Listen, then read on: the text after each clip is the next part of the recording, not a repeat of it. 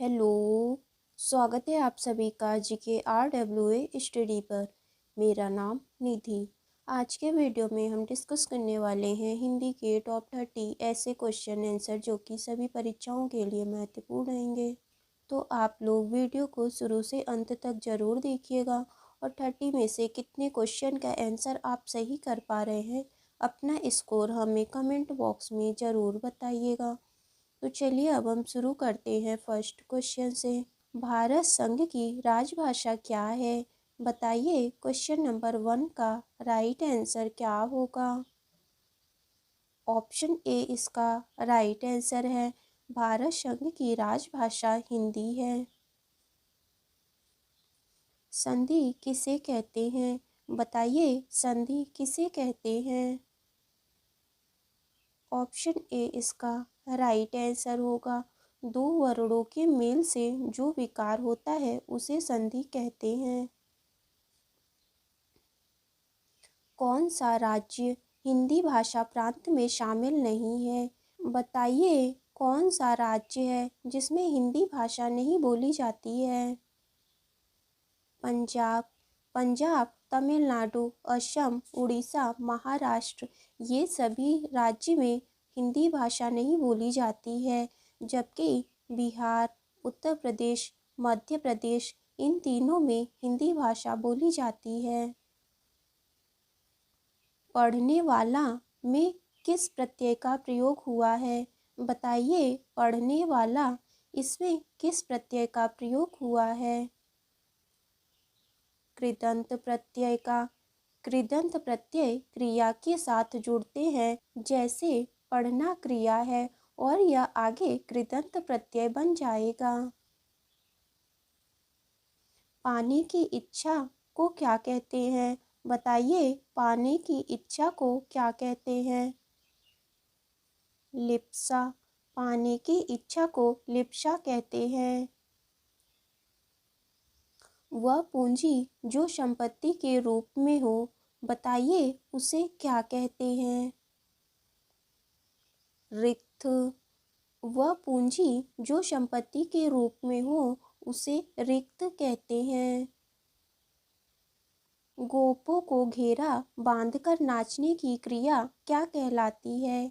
बताइए question number 7 का right answer क्या होगा। ऑप्शन ए इसका राइट आंसर है। गोपों को घेरा बांधकर नाचने की क्रिया रास कहलाती है।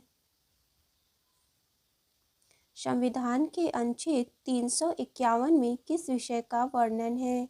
बताइए संविधान के अनुच्छेद 351 में किस विषय का वर्णन है। हिंदी के विकास के लिए निर्देश। संविधान के अनुच्छेद 351 में हिंदी के विकास के लिए निर्देश का वर्णन है। सुरभि किसका पर्यायवाची शब्द है? बताइए सुरभि का पर्यायवाची शब्द क्या होगा। गाय। सुरभि गाय का पर्यायवाची शब्द है और गाय के अन्य पर्यायवाची शब्द भद्रा, धेनु और गौरी है। विपुल किसका पर्यायवाची शब्द है? बताइए विपुल का पर्यायवाची शब्द क्या होगा। बहुत। विपुल का पर्यायवाची शब्द है बहुत और इसके अन्य अर्थ हैं विशाल या अधिक। दुकुल किसका पर्यायवाची शब्द है? बताइए दुकुल का पर्यायवाची शब्द क्या होगा। कपड़ा। दुकुल कपड़ा का पर्यायवाची शब्द है और कपड़ा के अन्य पर्यायवाची शब्द पट, अंबर और वस्त्र है। वाक्य के अशुद्ध भाग का चयन कीजिए। बड़ों की बातों को आदर से सुनना चाहिए। बताइए इस वाक्य में कहाँ पर त्रुटि है। ऑप्शन बी इसका राइट आंसर होगा। बड़ों की बातों को आदर पूर्वक सुनना चाहिए, यानी कि ऑप्शन बी में त्रुटि है। वाक्य के अशुद्ध भाग का चयन कीजिए।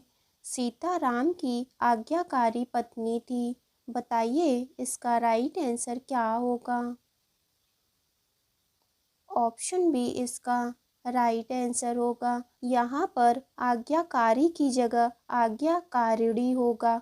सीता राम की आज्ञाकारिणी पत्नी थी।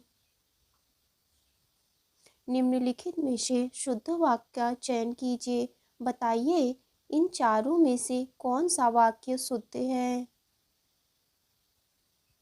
ऑप्शन बी इसका राइट आंसर होगा। श्री कृष्ण के अनेक नाम हैं, यह वाक्य शुद्ध है। रामचरितमानस की भाषा क्या है। बताइए रामचरितमानस की भाषा क्या है। अवधी। रामचरितमानस की भाषा अवधी है। रामचरितमानस के कितने कांड हैं। बताइए रामचरितमानस में कितने कांड हैं। 7 कांड। रामचरितमानस में कुल 7 कांड हैं। सबसे बड़ा कांड बाल कांड और सबसे छोटा कांड किष्किंधा कांड है। ध्यान दीजिएगा बाल कांड में भगवान राम के बचपन का किस्सा कहा गया है। हिंदी का आदि कवि किसे माना जाता है। बताइए हिंदी का आदि कवि किसे माना जाता है। स्वयंभू को। स्वयंभू को हिंदी का आदि कवि माना जाता है। दिनकर किस रस के कवि माने जाते हैं। बताइए क्वेश्चन नंबर 18 का राइट आंसर क्या होगा। ऑप्शन सी इसका राइट आंसर होगा। रामधारी सिंह दिनकर यह वीर रस के कवि माने जाते हैं। निराला को कैसा कवि माना जाता है। बताइए सूर्यकांत त्रिपाठी निराला जी को कैसा कवि माना जाता है। क्रांतिकारी। सूर्यकांत त्रिपाठी निराला जी को क्रांतिकारी कवि माना जाता है। निम्नलिखित में से कौन स्वर नहीं है। बताइए इनमें से कौन सा स्वर नहीं है। इया। इया यह स्वर नहीं है, यह व्यंजन है। जबकि अ उ ए ये तीनों स्वर हैं। ध्यान दीजिएगा हिंदी में स्वरों की कुल संख्या 11 है और व्यंजन की 33 है। निम्नलिखित में से कौन ट वर्ग का नहीं है। बताइए इन चारों में से कौन सा व्यंजन ट वर्ग का नहीं है। घ। घ यह ट वर्ग का नहीं है, यह क वर्ग का है और क वर्ग के सभी व्यंजन को कंठ के माध्यम से बोला जाता है। जबकि ठ ड ड़ ये तीनों ट वर्ग के अंतर्गत आते हैं। निम्नलिखित में से कौन अल्प प्राण शब्द है। बताइए इनमें से कौन सा शब्द अल्प प्राण शब्द है। ऑप्शन सी इसका राइट आंसर होगा। यह अल्प प्राण शब्द है। हर वर्ग का पहला तीसरा पांचवा व्यंजन अल्प प्राण वर्ण कहलाता है। जैसे कि च वर्ग में च ज और पांचवा व्यंजन इय। उद्धरण का सही संधि विच्छेद क्या है। बताइए उद्धरण का सही संधि विच्छेद क्या होगा। ऑप्शन सी इसका राइट आंसर है। उद्धरण का सही संधि विच्छेद है उत धन हरण और इसमें व्यंजन संधि है। संतोष का सही संधि विच्छेद क्या होगा। बताइए संतोष का सही संधि विच्छेद क्या है। ऑप्शन ए इसका राइट आंसर होगा।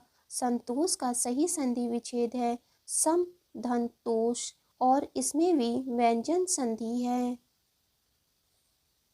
विद्यार्थी में कौन सा समास है। बताइए विद्यार्थी में कौन सा समास होगा।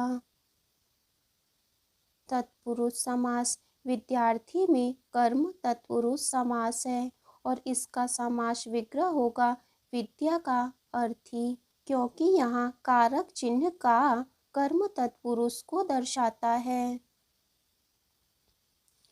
वनवास में कौन सा समास है? बताइए, वनवास में कौन सा समास है?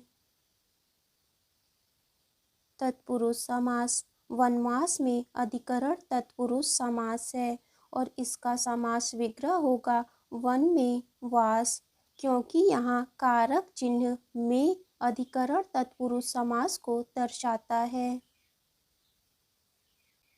वह इन सब तत्वों से अनभिज्ञ है। बताइए, अनभिज्ञ का शुद्ध रूप क्या होगा? ऑप्शन डी इसका राइट आंसर होगा। अनभिज्ञ का शुद्ध रूप है ऑप्शन डी। शुद्ध शब्द को चुनिए। बताइए, इनमें से कौन सा शब्द शुद्ध है? ऑप्शन सी इसका राइट आंसर होगा। अप्रत्याशित, यानी कि ऑप्शन सी इसका राइट आंसर होगा। ध्यान दीजिएगा, प्रत्याशित में जो श के ऊपर मात्रा है वह छोटी ई की मात्रा होगी। काठ का उल्लू का क्या अर्थ है? बताइए, काठ का उल्लू इसका क्या अर्थ है? मूर्ख।